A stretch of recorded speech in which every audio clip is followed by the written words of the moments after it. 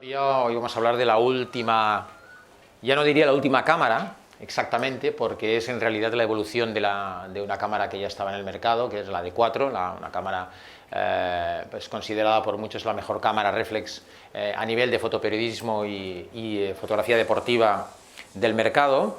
Y como ya viene siendo habitual también en Nikon, los ciclos de vida de este tipo de productos pues, se repiten casi prácticamente desde el principio de la primera generación de cámaras reflex, como seguramente recordáis fue la D1, ¿no? Esto significa que más o menos cada 4 años, aproximadamente suele coincidir, en realidad no sé si está hecho aposta, pero suele coincidir con épocas de Olimpiadas, se presenta una nueva generación de 1, de 2, de 3, y en medio existen una serie de modelos de evolución o modelos de continuidad en los cuales se toma un poquito la experiencia de los primeros 2 años y más que solventar, se añaden requisitos o se cambian cosas que mejoran el producto existente. En este caso, la S, que viene un poquito por la idea de speed, de velocidad, pues bueno, ya viene siendo, como sabéis, repetitiva desde pues, la D3S, por ejemplo, la D2HS, etcétera. Son cámaras que básicamente están centradas y enfocadas claramente hacia el segmento de la fotografía, de lo que se denomina fotoperiodismo o fotografía deportiva, ¿no? Fotografía deportiva en el sentido de que pues, son cámaras de altas prestaciones, de muy alta velocidad, con unos condicionantes muy concretos. Nikon un poco marcó la diferencia con la D3 al sacar la primera cámara de formato completo de la marca, precisamente con una resolución no excesivamente alta para lo que en aquel momento se estilaba en el formato completo. Quiero recordaros que en la época del lanzamiento de la D3, las cámaras de formato completo que había en el mercado de nuestra competencia, concretamente, eran cámaras pensadas básicamente para la fotografía de estudio, con muchos megas, la 1DS, la 5D, eran cámaras de más de 20 megas. Sin embargo, Nikon sacó por primera vez una cámara de formato completo, una cámara de 12 megas, de solo 12 megas, pero que estaba claramente enfocada a obtener, sobre todo, resultados en aquel momento espectaculares a ISOs muy altos, ISOs que en aquel momento pues prácticamente no eran utilizables más que en unas condiciones muy específicas, ¿no? Bueno, la D4 en este caso fue una continuidad, es decir, no es ni mucho menos la cámara con más resolución del mercado de formato completo. De hecho, la cámara con más resolución del mercado de formato completo es otra Nikon, que es la D800, que como ya sabéis son 36 megas. Es una cámara que se mantiene una resolución contenida, 16 megas en este caso, pero que en realidad lo que se busca no es tanto el tamaño de archivo, porque para la aplicación que se le va a dar no es realmente necesario, sino que otra vez buscamos una cámara que tenga un alto flujo de trabajo, muy alta velocidad y que responda lo mejor posible a ISOs extremos, ¿no? Bueno, la D4S continúa justamente con ese perfil de cámara, mejorando una serie de conceptos que por una parte los fotógrafos profesionales han aportado y por otra también la experiencia de otros productos de Nikon pues ha permitido incluirlo en esta cámara. Lo más importante, quizás lo menos glamuroso aparentemente, que es la incorporación del nuevo procesador Speed 4. Este procesador, curiosamente, no ha sido desarrollado para una cámara como la D4, la D4S en este caso, una cámara de gama profesional, sino que por primera vez se integró en una cámara de aficionado, lo que se considera una cámara de aficionado, que es la 5300. El hecho de que se haga tantas menciones, no nosotros, sino que incluso pues, otras marcas y nuestra competencia en concreto también, sobre el tema del procesador, es porque en realidad en las cámaras digitales actuales es en realidad la parte más importante, es el que permite hacer todos los cálculos tanto de generación de imagen como de los algoritmos que hacen buenos el autofoco, los balances de blancos, etcétera, etcétera, ¿no? En el caso del Speed 4, el incremento de potencia, el incremento de velocidad de proceso, permite para Nikon, en este caso, crear o integrar un nuevo modo de autofoco, que es el que justamente ha dado más que hablar durante las primeras pruebas que se hicieron antes del lanzamiento de la cámara en Sochi, en los Juegos Olímpicos de invierno. Ese nuevo autofoco, cada sistema requiere unos algoritmos diferentes. Esa potencia del procesador permite justamente utilizar con eficiencia esos algoritmos. Otra novedosa función en una cámara de Nikon es la integración de un nuevo formato RAW. En realidad es un RAW pequeño, un RAW reducido, que permite enviar las imágenes ya directamente en RAW en forma más rápida, mejora sobre todo en lo que es el flujo de trabajo. Y finalmente, en lo que es la grabación de vídeo también, una prestación que, como os decía, aparecía por primera vez en una cámara aficionada como la 5300, se puede grabar en Full HD a 50 o 60 fotogramas por segundo, lo cual esto implica, pues por un lado, una mejora de la calidad si reproducís esa velocidad, y por otro, si queréis hacer tomas en cámara lenta, pues hacerlas también en Full HD. Este es un resumen muy somero de lo que voy a intentar desarrollar en los próximos minutos sobre esta cámara. Y aquí podéis ver las características generales de la D4S. La misma resolución, aunque el sensor es nuevo. Esta, como sabéis, los que habéis seguido mis presentaciones en otras ocasiones durante todos estos años, no suelo hacer mucho hincapié en lo del nuevo sensor, ¿no? Porque en realidad el sensor, aunque es una pieza muy importante, no deja de ser una pieza más. Sí es interesante volver a recordar el tema del procesador, porque en realidad toda la inteligencia y todo lo que hace las cámaras se hacen a través del procesador, ¿no?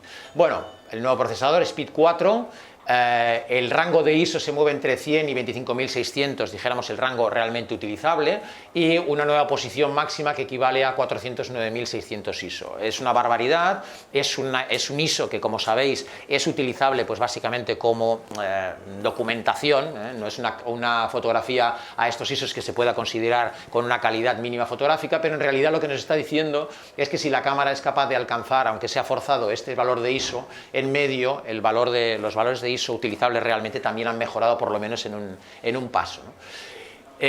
Un incremento también de velocidad, de 10 fotos por segundo de la D4 pasa a 11 fotos por segundo con seguimiento en autofoco. Como sabéis, la D4 disparaba a 11 fotos por segundo, pero con un autofoco, con un foco prefijado. A partir de que fijaba el foco, las 11 fotos se hacían en el mismo punto de enfoque. En este caso, las 11 fotos por segundo son con seguimiento de autofoco. Os comentaba también el nuevo modo de zona AF de grupo, el que más, como digo, ha dado de qué hablar, el que más ha impactado a los primeros usuarios de esta cámara. Una nueva batería, en este caso una batería con más capacidad. La D4 lleva una batería de 2.000 mAh, la D4S, es decir, la NL18A, es una batería de 2.500 mAh. Antes de que me lo preguntéis, el cargador sí es compatible con las baterías anteriores de D4, pero las baterías de D4 no son compatibles con la D4S por el tema de capacidad, o como os decía, de miliamperaje por hora. El Ethernet, la conexión Ethernet que lleva integrada es del tipo gigabit, 180 megabits por segundo. Como os comentaba también, gracias al nuevo procesador Speed 4, vídeo Full HD a 50-60 fotogramas por segundo. Un mayor control de los parámetros de audio y vídeo en formato manual, el nuevo formato RAW S, y el autofoco, que es el mismo sistema de autofoco, se ha mejorado con este nuevo modo de zona de AF que os comentaré ahora. Por lo demás es básicamente, exceptuando pequeños detalles, básicamente el mismo cuerpo de cámara, el mismo LCD, etcétera. O sea, la cámara se mantiene, como veréis, bastante inalterada. Notaréis seguramente algunos que, por ejemplo, han cambiado los joysticks. Algunos primeros comentarios dicen que para bien, que son mejores o que se sienten mucho mejor. Y en realidad a nivel físico poquita cosa más vais a ver. Vamos a ver con detalle esta cámara. El sensor, como os decía, de 100 a 25.600 ISO ampliable hasta 409.600, que es ahora mismo un valor récord de sensibilidad. Insisto en que cuando hablamos de estas sensibilidades no estamos hablando de sensibilidades realmente utilizables en fotos con una buena gama tonal, etcétera, sino más bien un rango extremo que podemos utilizar seguramente pues pasando a blanco y negro como modo documental, pero estamos hablando de 409.600 ISO, que es un valor un poquito como, bueno, cuando hablamos de los millones de kilómetros que hay en la galaxia es algo que se nos escapa un poco, ¿no? Ese sensor de 16,2 megapíxeles, gracias al nuevo procesador, es el que nos permite justamente estos ISOs. Pequeños detalles, pero que en realidad hacen importante una cámara, ¿no? Se ha cambiado el sistema de obturación de movimiento del espejo, se ha mejorado y eso ha contribuido también a la mejora tanto de los fotogramas por segundo como al seguimiento del autofoco. Vais a ver comparativamente en un vídeo a qué me estoy refiriendo. Son cosas que en realidad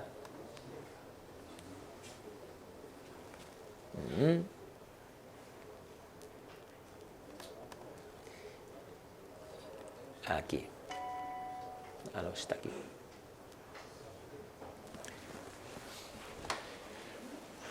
¿Qué pasa? Que cuando hablamos de este tipo de cámaras, prácticamente yo muchas veces lo comparo, no con ironía, sino porque es así, con los Fórmula 1, ¿no? A veces cosas como esta es lo que hacen ganar en prestaciones y sobre todo en cuando conseguimos aprovechar o sacar el máximo partido de este tipo de productos, que parece una cosa bastante trivial, pero que en realidad es el que marca la diferencia.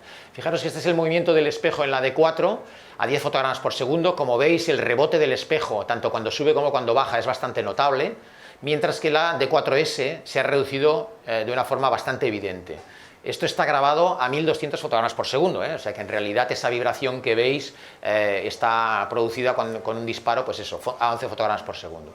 Esta mejora en la amortiguación, en el rebote, en el espejo, es la que permite que podamos trabajar con autofoco, y con un autofoco bastante espectacular, como veréis luego en una secuencia que os voy a enseñar, con esta cámara, ¿no? Como digo, parece una cosa que no parece muy importante, pero es en realidad un poco la madre del cordero en estos asuntos. Estamos hablando de cámaras al nivel máximo que podemos conseguir para unos entornos pues muy exigentes, ¿eh? Entonces, este mecanismo nuevo es el que permite, como os decía, los 11 fotos por segundo con autofoco. El nuevo modo de área de grupo, bueno, no sé si os va a sonar, pero realmente no parece tampoco una cosa muy espectacular, pero es lo que realmente está ahora mismo causando sensación por su efectividad. Consiste en agrupar varios puntos de enfoque como si trabajaran en uno solo, ¿no? No es que sea un enfoque mayor, sino que realmente se multiplica la sensibilidad de cada uno de los puntos, y sobre todo donde tiene mayor efecto es en situaciones en las que el sujeto frente al fondo hay mucha diferencia de luz. Es decir, que el sujeto puede estar, digamos, relativamente iluminado y el fondo puede ser un fondo como el cielo, muy blanco, con mucha diferencia de diafragmas, o el hielo, por ejemplo, o la nieve. En Sochi, precisamente, como digo, fue una de las cosas que más llamaron la atención porque es una de las condiciones, ¿no? Por ejemplo, los saltos de trampolín, seguir al tipo que está volando en ese momento contra el cielo es francamente difícil. En las pistas de hielo de velocidad, por ejemplo, el fondo de hielo, que tiene mucho brillo, pues marca una diferencia tan grande de luz que confunde al sistema de autofoco. Fijaros que es perfecto para aislar sujetos del fondo, incluso en situaciones extremas de luz, ¿eh? Pero no es un sistema de seguimiento. En este caso lo que consiste justamente es que el autofoco lo hace de una forma muy precisa. Naturalmente, Nikon tiene sus fuentes, por decirlo de alguna manera, y es también natural que cuando nos pongamos la pondré también en una de las presentaciones, digan, bueno, es que claro, estas fotos pues Nikon las ha sacado precisamente para ver que funciona bien, ¿no? Que no parece como que no tenga a veces mucha credibilidad. Bueno, pues yo me he saltado un poco el protocolo, y una de las primeras cámaras que se probó en Sochi, insisto, antes de que se anunciara esta cámara, la probó Víctor Fraile. No sé si lo conocéis, pero Víctor es un fotógrafo, él es cántabro, si no me equivoco, y desde el 2008 desde las Olimpiadas de China, pues reside en China, trabaja en Hong Kong, y fue uno de los primeros en probar en Sochi, como digo, esta cámara. Entonces, prácticamente la primera secuencia que grabó me la envió porque, os voy a explicar un poquito la historia, es del dominio público, pues en Facebook pues publica muchas veces muchas cosas, yo le sigo, aparte de que los que nos conocemos y tenemos una buena relación, pues le sigo habitualmente, y hace un par de meses me di cuenta de que estaba probando Canon, y le pregunté, ¿qué pasa? Porque él se pasó de Canon a Nikon en el 2008, digo, ¿qué pasa? ¿Tienes algún problema con Nikon, alguna cosa y tal? Y bueno, estaba un poquito quejoso por el trato que recibía Nikon Hong Kong y tal, y bueno, que no sabía qué iba a pasar con la nueva cámara, estaba ligeramente insatisfecho, y bueno, Canon se había dirigido a él. Es un tipo que trabaja muy bien, además en aquella zona la controla muy bien, tiene una pequeña agencia de fotografía de deportes y eventos, y vi que estaba probando en eventos ahí, pues eso, unas Canon. Entonces le comenté, hombre, yo intentaré que si vas a Sochi, pues que te dejen una de las nuevas cámaras para que la pruebes a ver qué te parece.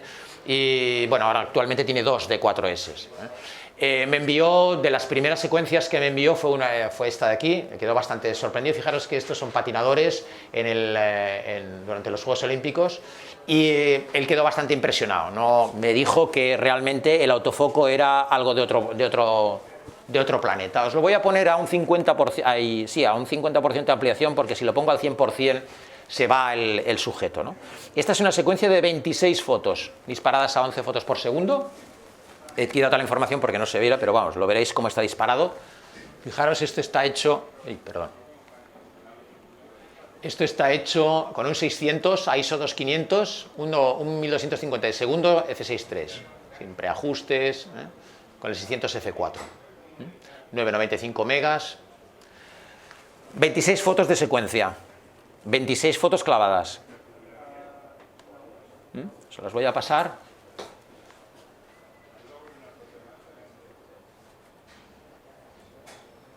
Eso es lo que pasa, que se va un poco, como veis, el sujeto.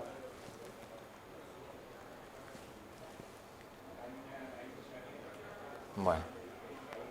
Además, como la resolución del proyector es un poquito más pequeña, todavía se mueve más.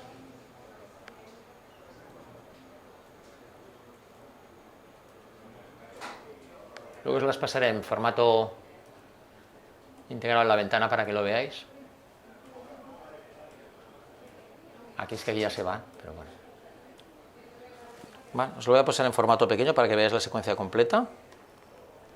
Insisto que son 26 fotos. Vamos a ver las marcha atrás.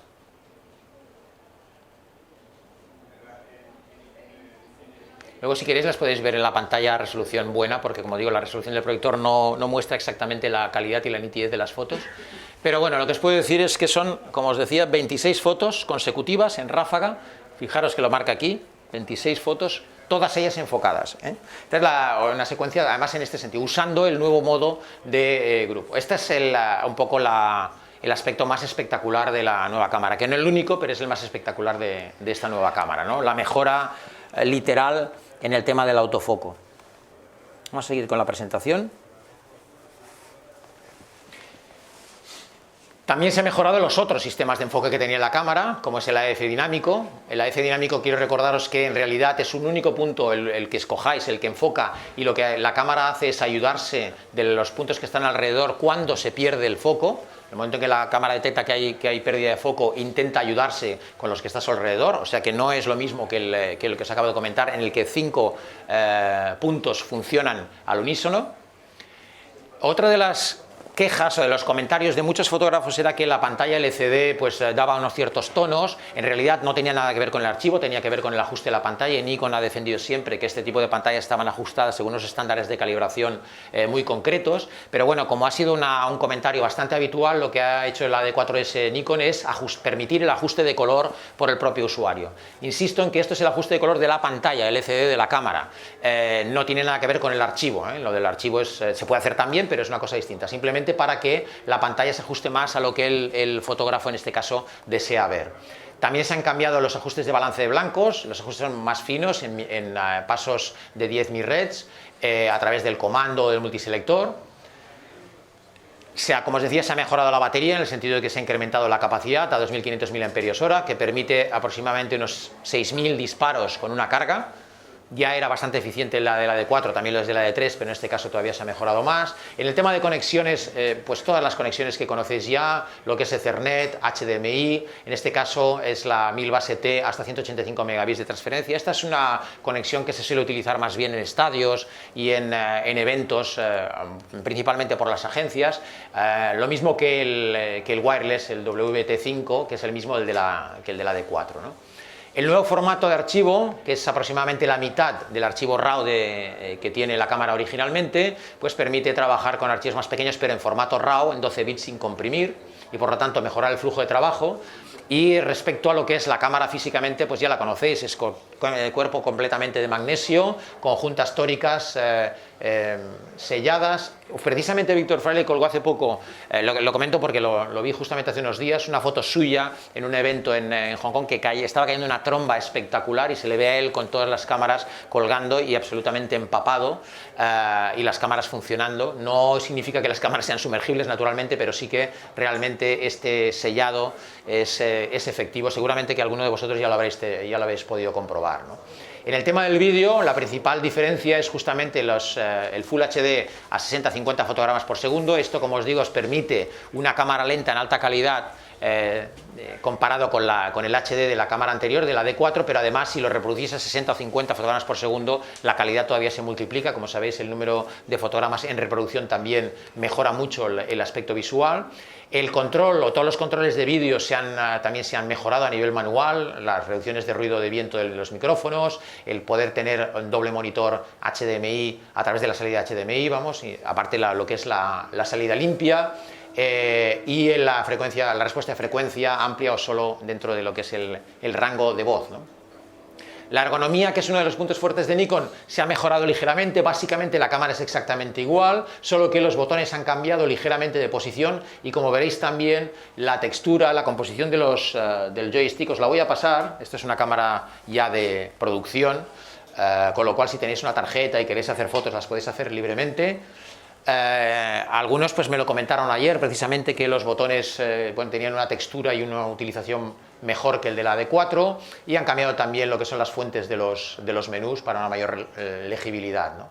Esta es la composición del kit, que es el habitual, aparte de las correas. Recordar que lleva también los protectores para los conectores USB y HDMI, porque, como sabéis, tanto el USB como el HDMI son estándares, no son estándares industriales, son estándares, dijéramos, de consumo, y por lo tanto no están pensados para dar un uso intensivo cuando tenemos estos cables conectados. Sobre todo el HDMI se suele romper con facilidad porque el cable es muy gordo y tiene mucha tensión. Entonces, lo que Nikon esto ya ha salido en cámaras como la de 3X y tal, ya existía para el USB, también ahora con el HDMI, la posibilidad de ponerle un refuerzo, de tal forma que el conector no sufra tanto con la tensión del cable si lo tenemos que usar con intensidad, ¿no?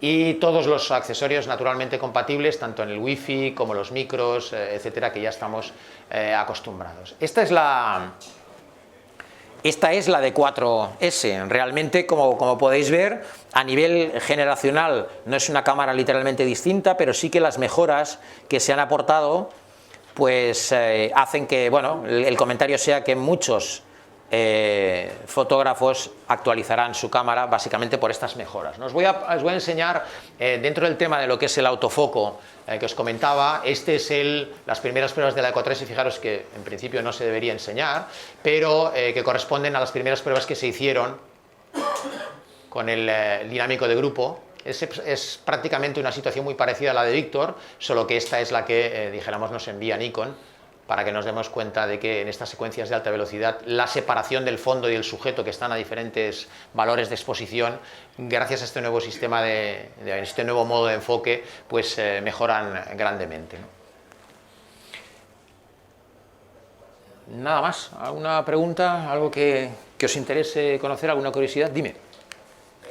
Yo tengo la anterior, la D4, Ajá. que va estupendamente y tal. Ajá. Entonces he visto que ha vuelto a repetir Nikon con la 4S la RAM de una tarjeta. Sí. Que no has hablado, no has comentado. No, porque es exactamente la misma. Sí. ¿Por qué se ha vuelto a repetir cuando hay problemas de encontrar la tarjeta, que tienes que solicitar a Sony o vía online a otro sitio?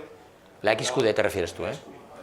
Y que tienes la esta de que no puedes manejarla igual cuando tienes la segunda tarjeta, tienes que estar después para descargarla, y que hay problemas, pierdes más tiempo, ¿no? ¿Cómo ha optado otra vez Nikon de esta seguir con la tarjeta? Y lo que vendrá, o sea, en realidad, sí, en realidad el problema básico con las tarjetas es la velocidad. O sea, el Compact Flash está finiquitado, es decir, ha llegado al límite de lo que se puede conseguir a nivel de velocidad, a nivel de hardware no se puede desarrollar más. En cambio, las prestaciones de la cámara, sobre todo en el tema de vídeo, cada vez aumentan más, ¿no? La opción sería lo que han hecho estos fabricantes a veces, que es poner la tarjeta SD, que es un poquito más frecuente, más fácil de encontrar, porque es la tarjeta de consumo, tiene también mucha velocidad, pero es muy frágil. Entonces, Nikon en un momento dado tenía que decidirse, apostar por algo que tuviera la velocidad equivalente a la SD, pero que fuera lo suficientemente suficientemente resistente como lo es la Compact Flash. Y el único sistema en este momento que parece que ofrece eso es el XQD. En respecto a lo que es el tema de disponibilidad, yo sé que por ejemplo Lexar tiene esta licencia de XQD, no sé si realmente hay muchas o pocas, pero se las fabrica, y obviamente es de Sony, y el único producto que actualmente utiliza XQD es la D4, con lo cual si Sony va a fabricar exclusivamente para la D4, porque de momento no hay otro equipo que la tenga, pero es una apuesta de futuro, en realidad. Supone que de aquí 4 o 5 años los próximos...